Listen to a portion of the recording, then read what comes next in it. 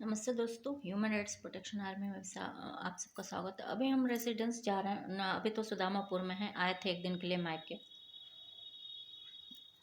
Mummy की death हो चुकी है तो आते रहते हैं कभी कभी यहाँ पे। तो बात यहाँ अचानक आया था ये डिजिटल अरेस्ट पॉइंट पे।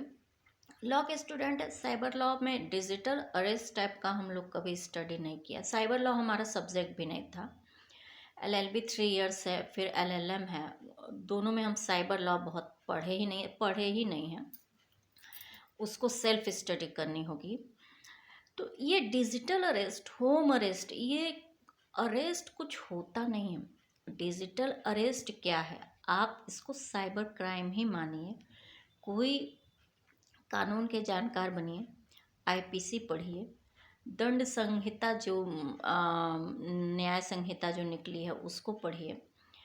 साइबर क्राइम हो सकता है, आपके प्रोजेक्ट अरेस्ट गायब हो सकते हैं। आप घर में जो भी कर रहे हैं उसको निगरानी रखी जा सकती है। अब तो मान लीजिए कि पहले एक लेंस है, कैमरे के जरिए ही इंटरनेट कनेक्ट रहता था। आप तो पूरा अब सॉफ्टवेयर का पूरा सिस्टम ही है, तो आप पे नज़र रखी जा सकती है। इसमें आपकी गलती नहीं है, IT सेल, इंडिया की जो IT सेल है उसकी गलती है। अब होता क्या है कि ये सब मिलजुल के बांट के खाते पीते हैं।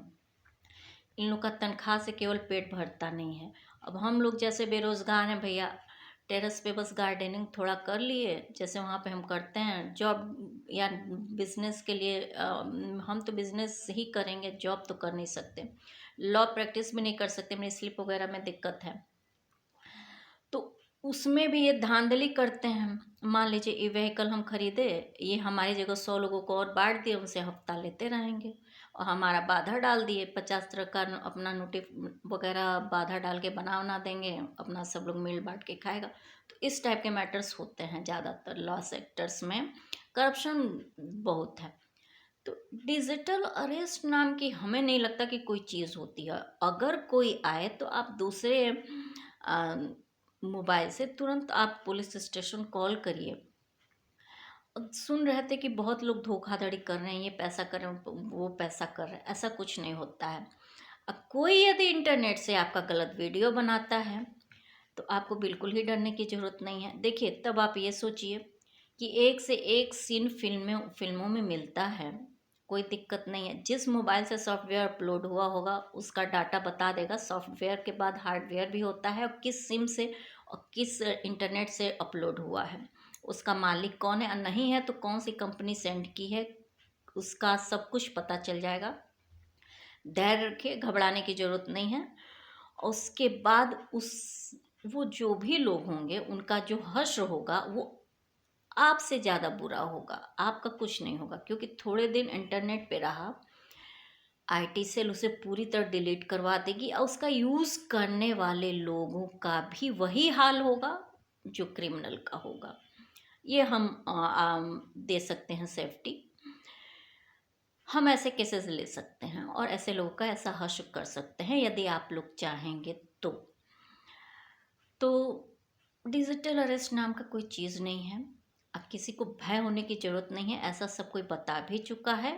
और ये डिजिटल अरेस्ट होता क्या है? अब पुलिस स्टेशन से कॉल लोग करते हैं, ये कई बार ऐसे प्रचार दिया, पैसा मांगते हैं, ऐसा तो कहीं नहीं होता है। अरे आपको हैंड कफिंग का भी रूल और रेगुलेशन है। आप CRPC और IPC वगैरह का थोड़ी थोड़ी चीज़ें जो विधि सम्मत सबको जानकारी होनी चाहिए, वो जानकारी रखा करिए। कोई दिक्कत नहीं है, कुछ भी साइबर टाइप का नहीं होता है। ये साइबर के अलावा ये डिजिटल अरेस्ट कुछ नहीं होता है। तो अभी तो हम सोचे इसी पे वीडियो बनाने, जाते जाते खाली बैठे थे, थोड़ा रिलैक्स कर रहे हैं उस। तो ये मान के चलिए सभी को, एक ही बात हम 10 बार कहने का कोई मतलब नहीं है। इस टाइप का कोई भय है ही नहीं।